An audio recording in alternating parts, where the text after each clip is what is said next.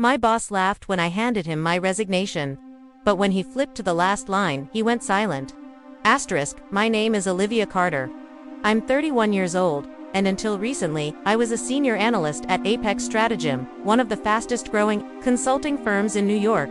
For 6 years, I gave everything to that company. Weekends, holidays, birthdays. I built client relationships from scratch, delivered million-dollar insights, and trained nearly every junior analyst that passed through our department. I believed in loyalty, in merit, in hard work, and for the longest time, I truly believed. Apex believed in me. Until the day I realized that everything I had worked for was being handed to someone else. Not because they earned it, but because they smiled in the right rooms. Let me tell you the story of how I walked away, and how the last line of my resignation made the entire executive board sit up and take notice. Before I take you there, let me know in the comments where you're watching from. And part 2, a celebration that turned into a warning for the next few days. I tried to convince myself it was all in my head, that maybe I was being paranoid, overreacting, but then, the signs started showing up everywhere. Ryan my coworker turned competitor, was suddenly showing up to meetings on time, asking questions during strategy briefings, showing interest in accounts he previously couldn't have cared less about. He even stopped taking extended lunch breaks. It was like someone flipped a switch and suddenly he was trying to act responsible. I didn't say anything to anyone, but deep down, I knew something was shifting. That gut feeling you get when someone is prepping for something big. Yeah, I felt that. It got worse when I saw him chatting with Derek, core department head at an off-site lunch spot I happened to be walking past. The way Derek laughed, patted Ryan on the back like they were old friends, it made my stomach knot. I mentioned it casually to our current team lead, Andrea, that I saw them together. Andrea tried to brush it off. Derek takes a lot of people to lunch? But there was something in her tone, unguarded, clipped, that told me she was thinking the same thing I was. I told myself to breathe, focus on the facts, on my record, because facts don't lie, right? I had led 4 of our top 5 performing ad campaigns that year. I had taken 2 night courses in digital UX to bring our team's knowledge up to date. I even mentored our 3 newest hires to get them onboarded faster. But Ryan, he once submitted a pitch deck with typos in the client's name. More than once, I told myself I was being silly, overthinking. That the promotion I had been eyeing for 2 years, the regional strategy manager role, would come to me, like everyone expected, until the night of the team celebration. Our department organized a fancy dinner at Mill and Oka high-end rooftop restaurant downtown to celebrate our Q4 numbers and Andrea's upcoming transfer to the East Coast branch. The night was supposed to be lighthearted, joyful. Instead, it became the night I realized I had made a critical mistake.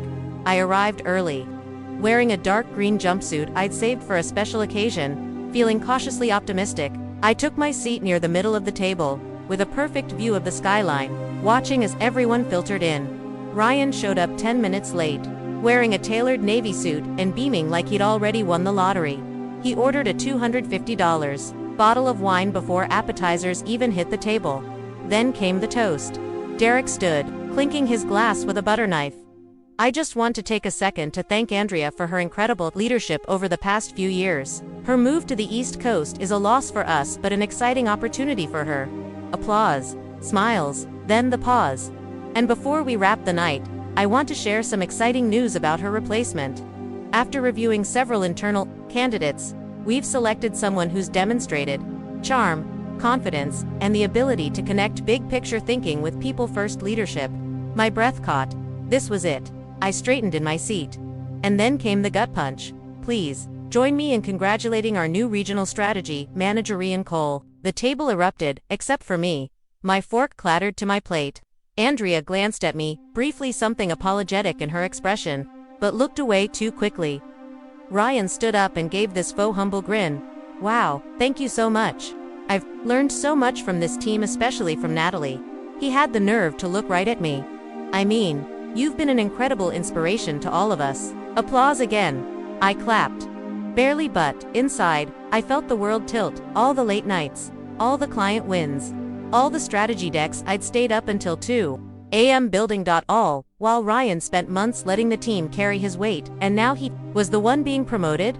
I excused myself from the table early, muttering something about a migraine. No one stopped me as I walked down the alley toward the parking garage. I felt like I'd been set on fire from the inside out. How did this happen? I had done everything right. Worked harder, studied more, delivered better results. But somehow, it hadn't been enough. When I got home that night, I didn't cry. I didn't scream. I just sat on the edge of the bathtub, fully dressed, staring at the tile wall while the faucet dripped into the sink like a metronome counting the seconds. I'd wasted. I didn't sleep. I didn't eat breakfast the next morning. I walked into work on autopilot, trying to hold myself together long enough to make it to my desk. But the moment I sat down, I saw the email from Derek. Subject, transition planning. Support for Ryan Cole. He wanted me to support Ryan in his new leadership journey and help ensure a seamless knowledge transfer. Knowledge transfer. From me to him. He wanted me to train the man who had stolen my promotion. I didn't even realize I'd crumpled the email. Printout in my hand until Andrea passed my desk and gently whispered, "Let's talk later. Please." That's when I knew I was done pretending. This wasn't a temporary oversight, it was the start of a pattern, and I had a decision to make fast. For the next few days, I tried to convince myself it was all in my head, that maybe I was being paranoid, overreacting, but then, the signs started showing up everywhere. Ryan Dash, my coworker turned competitor, was suddenly showing up to meetings, on time, asking questions during strategy briefings, showing interest in accounts he previously couldn't have cared less about. He even stopped taking extended lunch breaks. It was like someone flipped a switch and suddenly he was trying to act responsible. I didn't say anything to anyone, but deep down, I knew something was shifting. That gut feeling you get when someone is prepping for something big. Yeah, I felt that. It got worse when I saw him chatting with Derek Horde department head at an off-site lunch spot I happened to be walking past. The way Derek laughed, patted Ryan on the back like they were old friends, it made my stomach knot. I mentioned it casually to our current team lead, Andrea, that I saw them together. Andrea tried to brush it off. Derek takes a lot of people to lunch. But there was something in her tone, guarded, clipped, that told me she was thinking the same thing I was. I told myself to breathe, focus on the facts, on my record, because facts don't lie, right? I had led 4 of our top 5 performing ad campaigns that year. I had taken 2 night courses in digital UX to bring our team's knowledge up to date. I even mentored our 3 newest hires to get them onboarded faster. But Ryan, he once submitted a pitch deck with typos in the client's name. More than once, I told myself I was being silly, overthinking that the promotion I had been eyeing for 2 years, the regional strategy manager role, would come to me, like everyone expected, until the night of the team celebration. Our department organized a fancy dinner at Mill and Oka high-end rooftop restaurant downtown to celebrate our Q4 numbers and Andrea's upcoming transfer to the East Coast branch. The night was supposed to be lighthearted, joyful. Instead, it became the night I realized I had made a critical mistake. I arrived early, wearing a dark green jumpsuit I'd saved for a special occasion, feeling cautiously optimistic. I took my seat near the middle of the table, with a perfect view of the skyline, watching as everyone filtered in. Ryan showed up 10 minutes late, wearing a tailored navy suit and beaming like he'd already won the lottery. He ordered a $250 bottle of wine before appetizers even hit the table. Then came the toast. Derek stood, clinking his glass with a butter knife. I just want to take a second to thank Andrea for her incredible leadership over the past few years. Her move to the East Coast is a loss for us but an exciting opportunity for her. Applause, smiles, then the pause. And before we wrap the night, I want to share some exciting news about her replacement. After reviewing several internal candidates, we've selected someone who's demonstrated charm, confidence, and the ability to connect big picture thinking with people-first leadership. My breath caught. This was it. I straightened in my seat, and then came the gut punch. Please, join me in congratulating our new regional strategy manager Ryan Cole. The table erupted. Except for me, my fork clattered to my plate. Andrea glanced at me briefly, something apologetic in her expression, but looked away too quickly. Ryan stood up and gave this faux humble grin. Wow, thank you so much. I've learned so much from this team, especially from Natalie. He had the nerve to look right at me. I mean, you've been an incredible inspiration to all of us. Applause again. I clapped. Barely bought inside. I felt the world tilt. All the late nights. All the client wins. All the strategy decks I'd stayed up until 2 AM building. All while Ryan spent months letting the team carry his weight, and now he was the one being promoted? I excused myself from the table early, muttering something about a migraine. No one stopped me as I walked down the alley toward the parking garage. I felt like I'd been set on fire from the inside out. How did this happen? I had done everything right. Worked harder, studied more, delivered better results. But somehow, it hadn't been enough. When I got home that night, I didn't cry. I didn't scream. I just sat on the edge of the bathtub, fully dressed, staring at the tile wall while the faucet dripped into the sink like a metronome counting the seconds I'd wasted. I didn't sleep. I didn't eat breakfast the next morning. I walked into work on autopilot, trying to hold myself together long enough to make it to my desk. But the moment I sat down, I saw the email from Derek. Subject: Transition Planning Support for Ryan Cole. He wanted me to support Ryan in his new leadership journey and help ensure a seamless knowledge transfer. Knowledge transfer. From me to him. He wanted me to train the man who had stolen my promotion. I didn't even realize I'd crumpled the email, print out in my hand until Andrea passed my desk and gently whispered, "Let's talk later, please." That's when I knew I was done pretending. This wasn't a temporary oversight, it was the start of a pattern, and I had a decision to make fast. That afternoon, Andrea and I finally talked. She closed her office door behind me and sat down across from me with a sigh. The kind that told me she'd been holding in more than she'd said. "I wanted to tell you," she said, but Derek made it clear the decision was final. He didn't even want to interview anyone else. I blinked. "You mean?" The role was never even open for discussion. Andrea shook her head slowly. He had his mind made up before Q4 ended. Said Ryan had potential and executive presence. Executive presence. The corporate version of a pat on the head. I wanted to scream.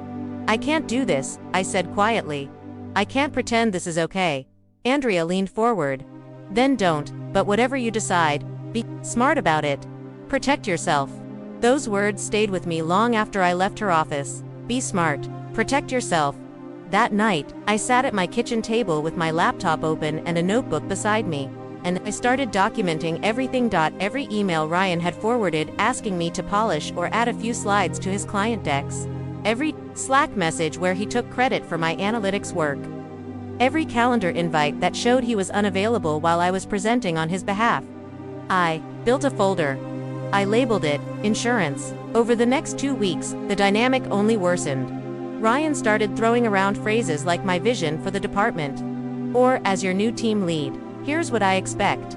He stopped including me in high-level meetings. Started assigning me menial tasks under the guise of delegating for growth. What he was really doing was consolidating power. He was building a narrative, one where he was the visionary leader, and I was the competent foot soldier. But I didn't push back. Not yet. I needed to move quietly. One evening, as I was reworking a client pitch for the third time because Ryan hadn't liked the tone, Jessica, one of the newer hires, hovered by my desk. "I just wanted to say, we all see it," she said softly. "What he's doing. We're not blind." I gave a tight smile. "Thanks. That means more than you know." Also, she hesitated. "When you presented that Walmart strategy in the team meeting last month, you repackaged your exact words for the VP meeting the next day. I was there. It was your deck." That confirmed what I had already suspected. Ryan wasn't just leaning on me, he was plagiarizing me. That night, one added a new section to my file, plagiarized content. I started saving original timestamps, cross-referencing shared decks, and capturing edits where my name had been scrubbed. I wasn't just building a kaisai, was preparing my exit strategy. But not the kind that comes with a quiet goodbye and a cardboard box. No. This would be the kind they remember. The final straw came 2 days before the Q1 review. Ryan called me into a conference room and shut the door behind me. He was holding a single printed document, my latest market analysis. "This is sloppy," he said. "You need to rework this section before tomorrow's presentation." I looked down at the page. It was nearly identical to the one he had approved 2 days earlier. "What exactly is sloppy about it?" I asked. He smirked. "It doesn't feel like something I would say. It needs more polish." My voice was steady. "Because you didn't say it." Ryan stepped forward. "Look, Olivia, you're great with numbers, okay, but let's not pretend you're leadership material. You just don't have that. Executive instinct." There it was. The line. The one I knew he'd say eventually. He saw me as a tool. A sharp, reliable tool, but one that was supposed to stay in the box. I stood, straightening the hem of my blazer. "You'll have the revised version in an hour," I said. "But just know, Ryan tools can be sharp. And when they cut, it's deep." His smug grin faltered. That evening, I finalized my resignation letter. Short, professional, and carefully worded, and attached to it, a 14-page dossier of documentation, emails, screenshots, timestamps, side-by-side slide comparisons, testimonies from team members, a summary of missed client hours billed under his name, and a final paragraph addressed to the Apex Stratagem Executive Board. If the company claims to reward performance, then performance should be credited where it's due. What you do next is not just about MITs, about the kind of culture Apex wants to cultivate. I didn't sleep that night, but it wasn't insomnia, it was clarity. A calm before the storm.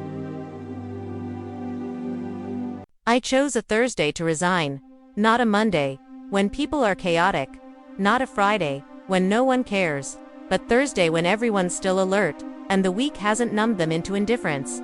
I dressed sharp. Not pretty, not soft. Sharp, black, tailored slacks, a steel gray blouse, hair slicked back into a bun that meant business. I walked into Apex Stratagem like I owned the building, because in many ways, I had built it slide by slide, campaign by campaign. At exactly 9:58 a.m., I walked into Derek's office. "Got a minute?" I asked. He glanced at his Apple Watch. "I've got 10. What's up?" I handed him a sealed envelope. "My formal resignation," I said. He blinked. "You're leaving?" I nodded once. "Effective 2 weeks from today." His smile was tight. "Is this about the promotion?" "Because Olivia, I told you it wasn't personal." "No," I said flatly, "it's professional. Just like the evidence I've included in that folder." He started to open the envelope. "I've also sent digital copies to HR and the executive board," I added. He froze mid-tier, then looked up, all color draining from his face. What is this?" "Documentation," I said. "Of every instance Ryan Cole took credit for my work. Of emails showing delegation that turned into exploitation. Screenshots, time logs, statements. Every lie, every theft. Every time I was asked to train the man who replaced me." Derek dropped the envelope like it burned. "This is inappropriate," he snapped. "You could have come to me first." "I did," I said quietly. "And you chose Ryan." "I didn't know, you didn't care." There was a long silence.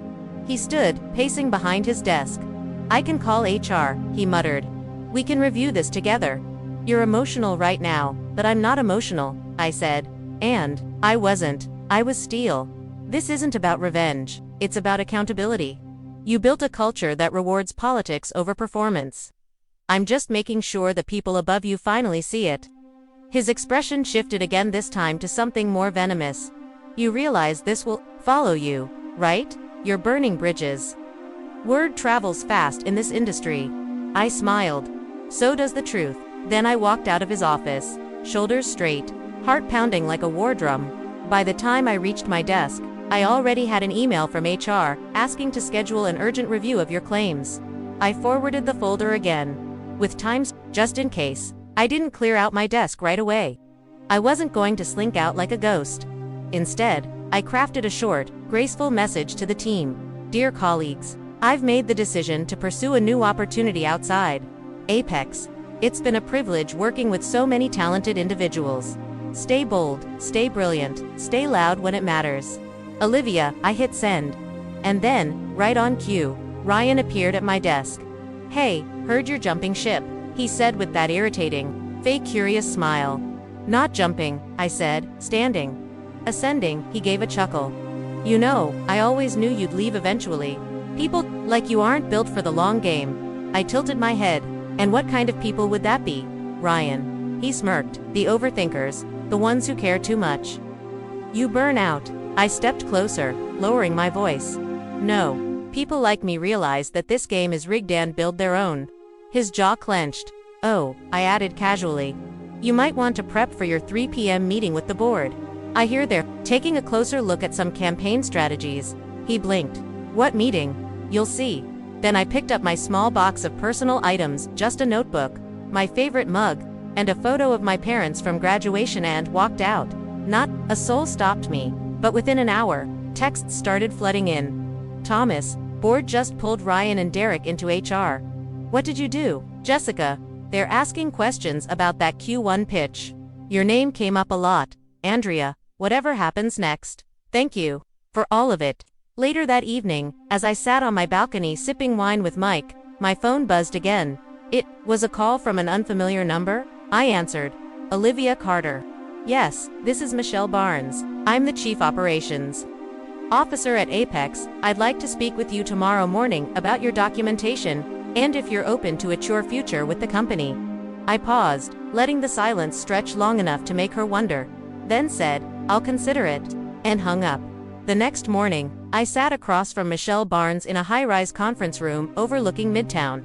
She was polished, warm, calculated first. She began, folding her hands neatly over a leather portfolio. I want to thank you for coming in, Olivia. Your documentation, it was thorough, professional, and honestly, overdue. I didn't respond, just let her talk. She flipped open the folder in front of her. We've completed a preliminary internal audit. Based on what your colleagues have confirmed, we've placed Ryan Cole on indefinite administrative leave. Derek's being reassigned to a non-leadership role pending further investigation. I should have felt satisfied, but instead, I felt nothing. Let me get to the point, she continued. We want to make this right, and not just for appearances. I tilted my head. How she took a breath. We'd like to offer you the position of Regional Strategy Manager, effective immediately, a full title correction, retroactive promotion bonuses, and an executive seat at the Q3 Leadership Summit. It was everything I had wanted 6 months ago. Everything I had earned. She waited for my reaction. I gave her a polite smile. You said, make it right, but you can't rewind time. Michelle, you can't give me back the nights I cried in silence, or the weekends I worked while others were at brunch. She nodded slowly. I understand. I'm not angry, I continued. But I've outgrown what you're offering. She raised an eyebrow. Then what are you looking for? My own agency, I said simply. Michelle blinked. You're serious? I already have a name, a logo, a short list of clients, and a vision that doesn't depend on approval from people who only recognize value when it's too late. To her credit, she didn't try to pressure me. Instead, she offered something unexpected. Then let me make you another proposal. Should you change your mind or if your agency needs strategic partnerships, call me. You'll have my full support. That gave me pause. Not because I doubted my direction, but because I realized something rare had just happened. They finally saw my worth, but I was done asking for recognition. I left that meeting with a strange calm. Like walking out of a house you once thought was home, only to realize the windows were painted on, and the doors always locked from the outside. The next few weeks were chaosing the best possible way. I registered my LLC, Latitude Strategies. I rented a corner desk in a co-working space in Brooklyn, with squeaky chairs and bad lighting, but it was mine. Mike helped me build a quick starter website. My friend Jenna designed the logo. My first client was a local boutique skincare brand, mall budget. Huge trust. I poured everything I had into that first campaign. No one hovered over my shoulder. No one took credit. The launch earned the client a 42% increase in online sales in 2 months. That's when the referrals started. Word spread fast. Sandro, the former HR lead, who'd quietly resigned after Derek's toxic rise, reached out and said, I've told 3 clients about you. Expect calls. By month 4, I had 2 part-time contractors. By month 7, I had a waiting list. And then, something poetic happened. NutriBloom, the national nutrition brand we'd pitched at Apex, reached out. Turns out, their internal rep had left, and they wanted a fresh, external campaign. Guess who they requested by name? Olivia Carter. Their senior director called me directly. You were the mind behind that award-winning Q1 proposal, weren't you? I smiled. We signed a 6-month retainer that same week. I bought new office chairs, better lighting. 2.1 night. About a year after I'd left Apex, I got a text from Andrea. Just thought you'd like to know. Ryan's officially out. Apex just made Jessica the new department lead. She's already cleaning house. I stared at the message for a long moment. Not out of revenge, but relief. The right people were finally rising, and the ones who climbed by stepping on others had nowhere left to stand. 6 months later, Latitude Strategies celebrated its first $1 million fiscal year. I hired my fourth full-time employee, a whip-smart grad student named Brielle, who reminded me a little too much of myself at 25.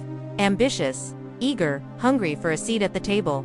I gave her one no proving games, no silent tests, just trust. That's what I had learned. Real leadership doesn't need to be announced from a rooftop restaurant. It happens in the quiet moments when you decide to build the kind of workplace you once begged to find. And that final line in my resignation, the one that made Apex's executive board finally pay attention. Here's what it said. You taught me that silence helps no one. So this is my goodbye and my reminder. Integrity isn't loud, but it lasts. The first few weeks after I left Apex were disorienting. There was no morning rush, no pinging Slack messages, no one demanding a last-minute revamp of a slide I'd already perfected. I thought I'd feel free, but mostly, I felt adrift. For 6 years, my life had been dictated by deadlines, feedback loops, and other people's expectations. Now, it was just me, a laptop, a dream, and a business license for Latitude Strategies. Sitting on my kitchen counter next to a half-finished coffee, Mike tried to be supportive without hovering. You okay? He asked gently one night as I sat in silence, staring at a blinking cursor on my blank proposal template. I'm terrified, I whispered. What if this was a mistake? He reached across the table and took my hand. It's only a mistake if you stop before you start. So, I started. The first week, I signed my first official client, a small vegan snack startup I'd met at a networking mixer months ago. The budget was modest. The expectations weren't.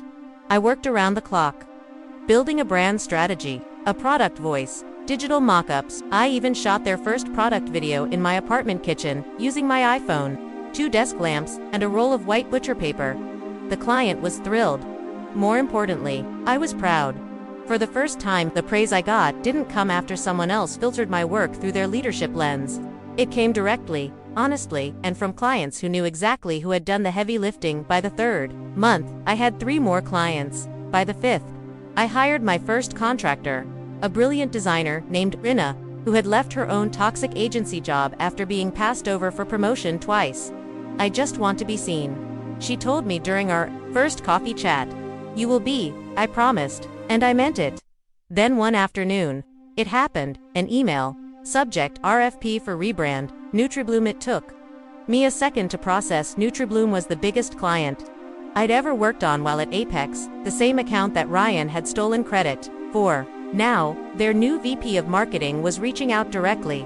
The body of the email read, Hi Olivia.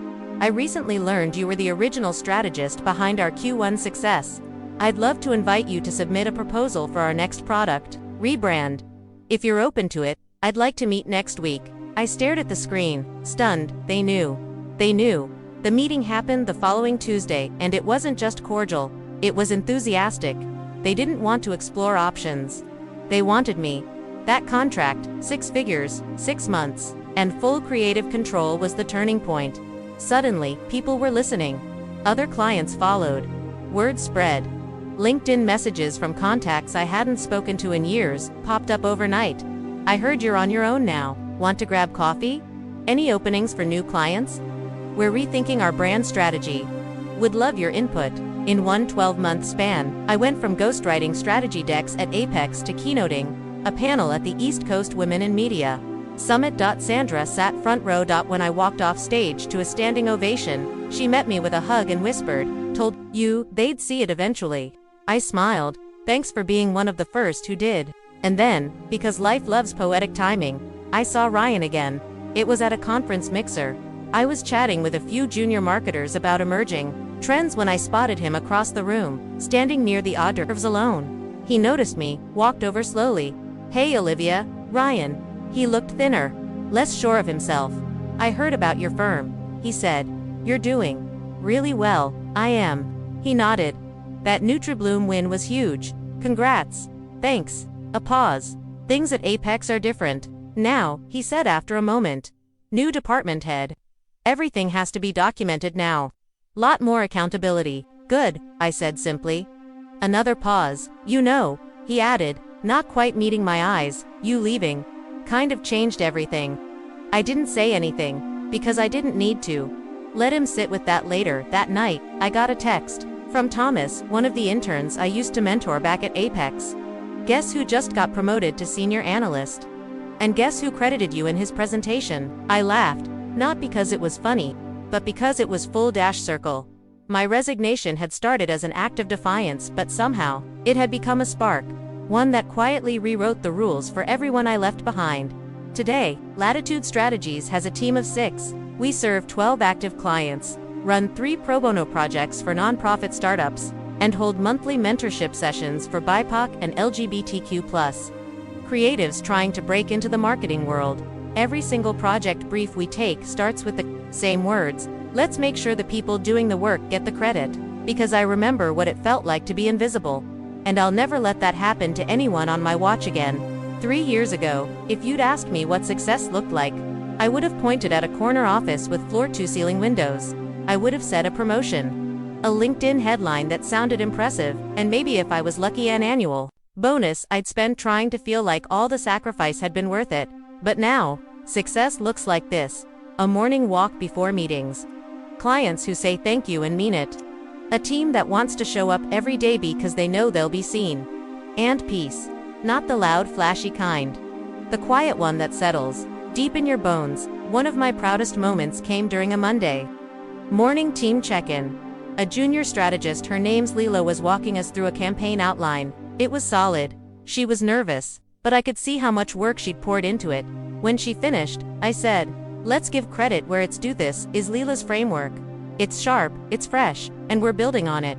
She blinked like she wasn't used to hearing her name spoken with that kind of weight. Afterward, she pulled me aside and said, "I've never had someone say that out loud. That something was mine." I just smiled. Get used to it, because if there's one thing I'm committed to, it's building a company where nobody has to wonder if their work is being seen, where no one feels like they're shouting into a void just to prove they matter. A few weeks later, I was invited to speak at a panel hosted by Forbes Women in Leadership. The theme was resilience in the face of reinvention. They wanted me to share how I went from burnt-out employee to agency founder. The moderator asked, "What advice would you give someone stuck in a role that's not recognizing their value?" I paused for a long second. Then I said, "Document everything. Advocate for yourself. And if you have to choose between staying quiet to survive or speaking up to risk, choose your voice, even if it shakes." The room was silent, and then dash applause, not polite, not perfunctory, the kind that makes you feel like your story matters. When I got home that night, Mike had made dinner. He poured me a glass of wine, raised it, and said, "To not settling." I laughed. "To building." And 6 months later, he proposed. He said, "I don't just want to cheer for you, I want to build something with you." It wasn't some grand gesture. No hot air balloons or flash mobs, just us. Just real, and it was perfect. Looking back now, it's hard to believe I ever questioned my worth, that I ever needed someone like Derek or Ryan to validate what I brought to the table. But that's what those environments do. They don't just underpay or overlook you, they shrink you. Make you believe that being just grateful is enough. That asking for what you've earned makes you difficult. That having standards makes you uncooperative. But here's what I've learned. You don't owe anyone your silence, just because they sign your paycheck. And you never, ever owe them your self-worth. Earlier this year, I got an email from Apex. Different sender, new HR lead. They were reimagining their consulting partnerships and asked if Latitude Strategies would be open to submitting a proposal. I read it twice, just to be sure, and then I closed the tab. Because some doors don't need to be reopened, not out of bitterness, out of clarity. You don't return to the place that tried to drown you, just to prove you can swim now. You swim somewhere else. So, here we are. If you're still watching this video, maybe you're Olivia, maybe you're working twice as hard for half the credit. Watching someone else get promoted while you're asked to be a team player, maybe you're afraid to leave. Because you've built your whole identity around a title you're not even sure you want anymore. I get it, I lived it. But I need you to hear me when I say this. You are not difficult. You are not dramatic. You are not asking for too much. You are asking for what you've earned. And if the room you're in doesn't see that, build your own damn room. Let's finish where we started with a question. Have you ever had to walk away from a place that didn't value you? Drop your story in the comments. You never know who might see it and feel a little braver because you spoke up, And if this story resonated with you, hit that like button. Subscribe for more real stories about fighting for your worth, rewriting your narrative, and thriving on your terms. Check out the Reclaiming Your Power playlist linked below for more. Because your story's not over. In fact, it's just getting started.